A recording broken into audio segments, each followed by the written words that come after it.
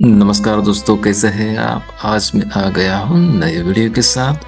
आज हम देखेंगे मोड्स ऑफ हीट ट्रांसफर। तो दोस्तों, जाने कि मोड्स ऑफ हीट ट्रांसफर क्या होता है। इसको टाइप्स ऑफ हीट ट्रांसफर क्यों क्यों नहीं कहते हैं, क्योंकि at a time more than one mode exist हो सकता है। So, what is the mode of heat transfer? The mechanism by which heat transfer takes place is called as mode of heat transfer. So, there are different three mechanisms. जैसे कि modes are conduction, convection, radiation. So, there are three types of mode. There are three modes: conduction, convection, radiation. तो modes क्या है?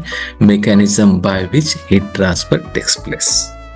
हम उसको mode क्यों कहते हैं, टाइप क्यों नहीं कहते, क्योंकि at the same time there can be more than two modes of heat transfer existing. Okay, इसलिए हम उसको टाइप ना करके we call it as a mode. Mode is what? Mechanism by which heat transfer takes place. So there are three modes: conduction, convection and radiation. अब हम थोड़ा सा comparison देखेंगे कि कंडक्शन, कन्वेक्शन, रेडिएशन। ओके, तो comparison हम देखेंगे based on phase of medium. अगर कंडक्शन किस में होता है, कंडक्शन तीनों फेज में होता है। गैस में भी कंडक्शन होता है, लिक्विड में भी कंडक्शन होता है और सॉलिड में भी होता है। लेकिन अगर कन्वेक्शन देखेंगे तो कन्वेक्शन क्यों होता है दोस्तों? Because of fluid motion. तो जहाँ पे फ्लूइड है वहीं पे कन्वेक्शन होता है, इसलिए it occurs in liquid and gas. Solid में कन्वेक्शन नहीं होता क्योंकि सॉलिड कैन नॉट मूव। उसके बाद में रेडिएशन। रेडिएशन में कोई भी मीडियम की जरूरत नहीं होती है। तो this type of heat transfer is because of electromagnetic waves, propagation of electromagnetic waves। तो वहाँ पे मीडियम की जरूरत नहीं है। इसी की वजह से जो स्पेस है वहाँ पे कोई भी मीडियम नहीं है, फिर भी हीट हमें मिलती है फ्रॉम सन, सूरज से अर्थ को। Okay, because radiation don't need any medium. So radiation में कोई भी मीडियम की जरूरत नहीं। इसकी वजह से हमें सूरज से जो सनलाइट मिलता है, बिकॉज जो स्पेस है वहाँ पे कोई भी मीडियम नहीं है, फिर भी वो ट्रेवल करता है क्योंकि रेडिएशन को मीडियम की जरूरत नहीं है। उसके बाद में देखेंगे गवर्निंग लॉस क्या है for particular mode of heat transfer. So conduction के लिए लॉ है Fourier's law of heat conduction. Conduction के लिए कौन सा लॉ है? Fourier's law of heat conduction. उसके बाद में कन्वेक्शन के लिए है Newton's law of cooling. Convection के लिए है न्यूटन्स लॉ ऑफ कूलिंग। उसके बाद में रेडिएशन के लिए है स्टीफन बोल्ट्जमैन लॉ। रेडिएशन के लिए है स्टीफन बोल्ट्जमैन लॉ। ओके, हमने देखा यहाँ पे कि किस मीडियम में एक पर्टिकुलर मोड एग्जिस्ट होता है। कंडक्शन ऑल फेजेस में एग्जिस्ट होता है। कन्वेक्शन फ्लूइड में मीन्स लिक्विड और गैस में एग्जिस्ट होता है। और रेडिएशन के लिए कोई भी मीडियम की जरूरत नहीं होती है। उसके बाद में देखा हमने गवर्निंग लॉस। कंडक्शन के लिए कौन सा गवर्निंग लॉ है?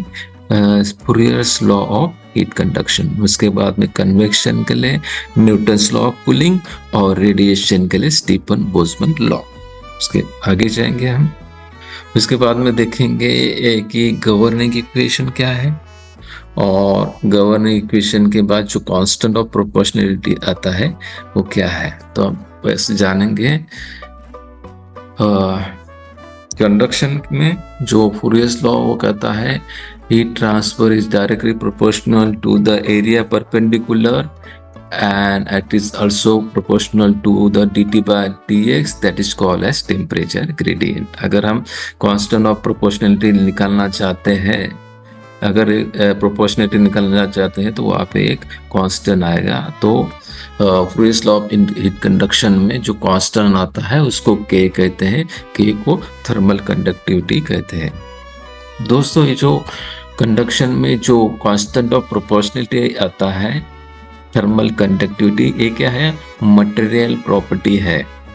It is the material property. तो it depends on the material, क्या मटेरियल है। अगर आयरन का रॉड है तो K will be for iron, अगर कॉपर का रॉड है तो K will be for copper. इसके बाद में हम देखेंगे कन्वेक्शन।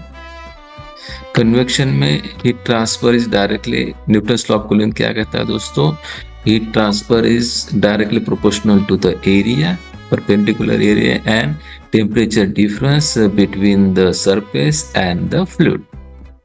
ओके अगर हम कांस्टेंट ऑफ प्रोपोर्शनलिटी एलिमिनेट करते हैं और इक्वल लाते हैं तो अगर हम प्रोपोर्शनलिटी साइन एलिमिनेट करते हैं तो इक्वल टू लिखने के लिए हमें कांस्टेंट ऑफ प्रोपोर्शनलिटी लिखना पड़ेगा, that is the H. H is called as convective heat transfer coefficient. तो अगर इक्वेशन क्या होगा फिर, Q is equals to H A Ts minus T infinity. देखिए कांस्टेंट ऑफ प्रोपोर्शनलिटी जो S है दोस्तों वो मटेरियल प्रॉपर्टी नहीं है। ओके सो H को कहते हैं कन्वेक्टिव हीट ट्रांसफर कोएफिशिएंट। सो ये कोई मटेरियल प्रॉपर्टी नहीं है, इट्स वेरी कॉम्प्लिकेटेड फंक्शन जो डिपेंड्स होता है जियोमेट्री पे, फ्लो एंड फ्लूइड प्रॉपर्टी पे, और हमें वो एक्सपेरिमेंटली ढूंढना है। ओके तो H is constant of proportionality, convective transfer coefficient क्या है, मटेरियल प्रॉपर्टी नहीं है इस केस में, वो बहुत ही कॉम्प्लिकेटेड फंक्शन है, उसको हमें फाइंड आउट करने के लिए एक्सपेरिमेंट कंडक्ट करने होते हैं। उसके बाद में जाएंगे रेडिएशन। रेडिएशन में heat transfer as per Stefan Boltzmann law is proportional to the area and which is also proportional to the fourth power of absolute temperature। दोस्तों ये absolute temperature है, that is in Kelvin, not in degree Celsius। तो अगर हम constant of proportionality निकालेंगे तो अगर हमें प्रोपोर्शनलिटी साइन निकालना है, इक्वल करना है, तो हमें कांस्टेंट ऑफ प्रोपोर्शनलिटी डालना पड़ेगा। तो कांस्टेंट ऑफ प्रोपोर्शनलिटी यहाँ पे है sigma, and this sigma is absolute constant, it is independent of any material. तो दोस्तों सिग्मा क्या है, एक एब्सोल्यूट कांस्टेंट है, उसको कहते हैं स्टीफन बोल्ट्जमैन कांस्टेंट। सिग्मा को कहते हैं दोस्तों स्टीफन बोल्ट्जमैन कांस्टेंट है, एब्सोल्यूट कांस्टेंट है। जैसे के क्या है, मटेरियल प्रॉपर्टी है, एच वेरी कॉम्प्लिकेटेड फंक्शन, लेकिन सिग्मा क्या है, एब्सोल्यूट कांस्टेंट है, उसका वैल्यू है 5.67 इंटू 10⁻⁸। याद रखना बहुत ही सिंपल है दोस्तों, 5, 6, 7 और 10 क्या करना है, -8। उसका यूनिट है वाट पर मीटर स्क्वायर Kelvin/4। सो एक एब्सोल्यूट कांस्टेंट है। ओके आगे जाएंगे दोस्तों।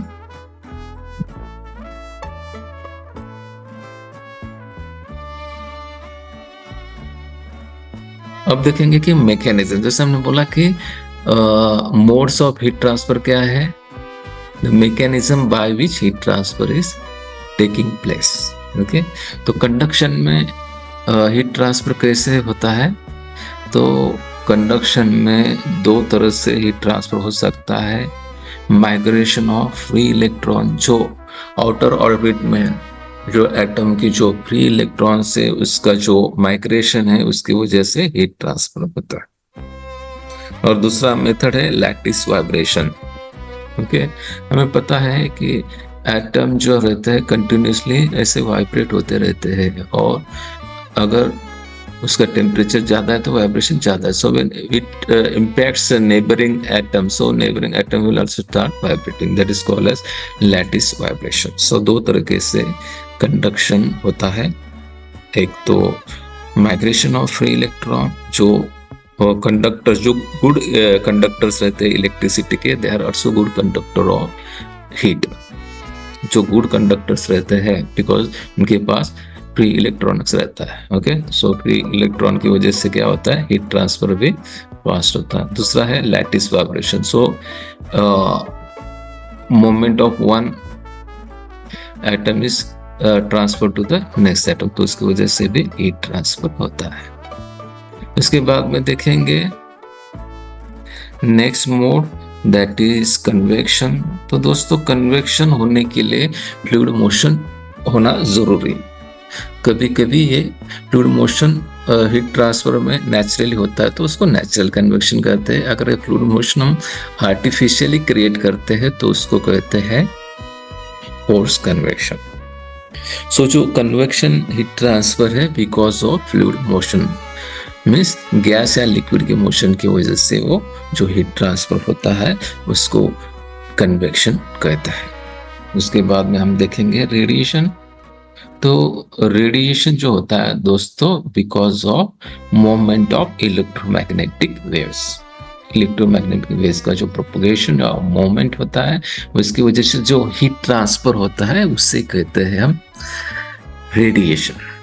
और रेडिएशन जैसे हमने देखा कि इसको मीडियम की जरूरत नहीं, इसकी वजह से हमें we get the sunlight from the sun, because between the sun and earth there is no medium, it is a vacuum.